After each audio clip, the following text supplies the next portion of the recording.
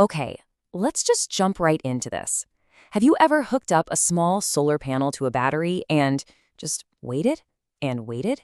You're expecting this nice, steady charge, but instead it feels like it's taking an eternity. Well, it's a super common frustration, right?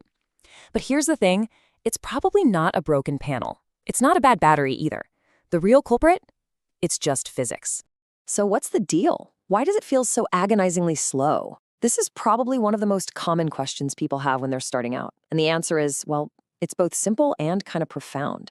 It's not about a flaw in your gear. We actually need to completely rethink the problem itself. And this quote right here, this nails it. It's not about speed. It's about energy. Your system isn't failing you. It's just dealing with what we call an energy deficit. And in this explainer, we're going to break down exactly what that means. So first up, let's talk about the problem just as we experience it, out in the real world.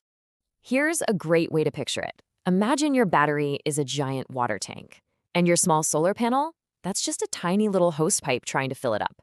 Now, even if that hose is working perfectly with water flowing nonstop, it's still going to take a long, long time to fill that massive tank, right? The flow itself is just small. Okay, but to really get to the bottom of this, we've got to bust some myths first. There are all these little rules of thumb that sound good, but they don't square with the actual laws of physics. So let's separate fact from fiction. On one side, you've got these myths you hear everywhere. Oh, more wattage equals faster charging, or just match the voltage and you're good to go. But the reality, the actual physics of it, is way more interesting. Charging is really about building up energy, and energy is power multiplied by time.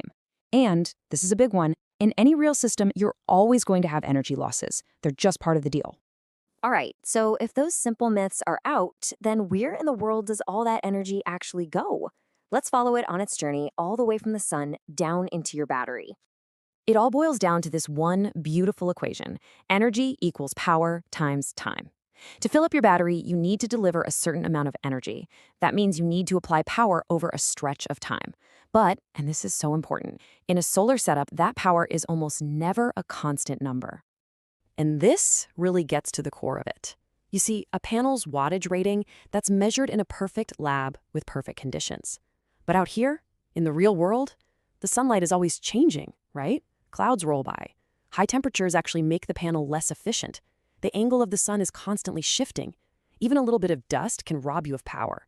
So that 100-watt panel you bought is almost never, ever actually giving you 100 watts.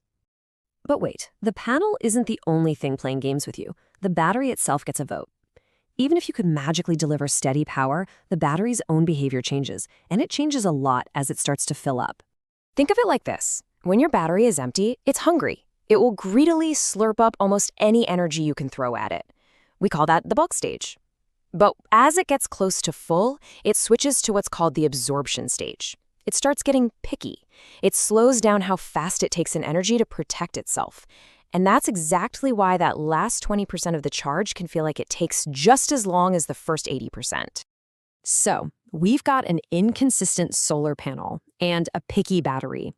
But the real kicker is that these problems don't just add up. Oh no, they compound. They multiply.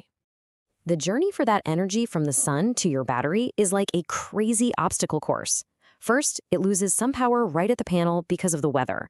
Then, the charge controller that manages everything isn't perfectly efficient. It takes a little cut. After that, a bit more energy gets lost as heat just traveling through the wires. And then, at the very end, the battery itself refuses to accept everything that finally arrives. And this right here is the math that almost nobody talks about.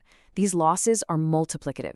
A 10% loss at the panel and another 10% loss at the controller doesn't mean you've lost 20%. Not at all. It means you're getting 90% of the remaining 90%, which is only 81% of the energy you started with. Every single step takes a percentage of what's left, creating that huge energy deficit we talked about. Now look, not understanding this stuff isn't just about being a little disappointed with your charging speed. It can actually be dangerous.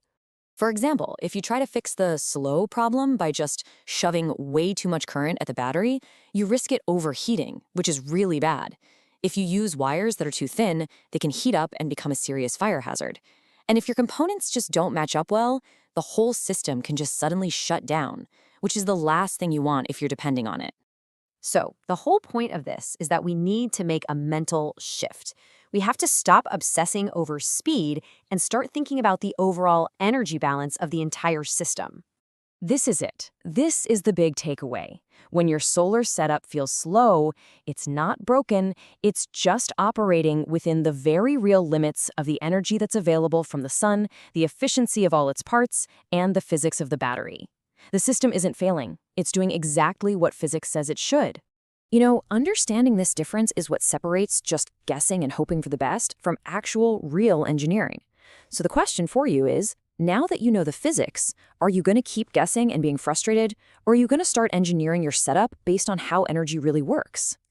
And one last very important thing before we go.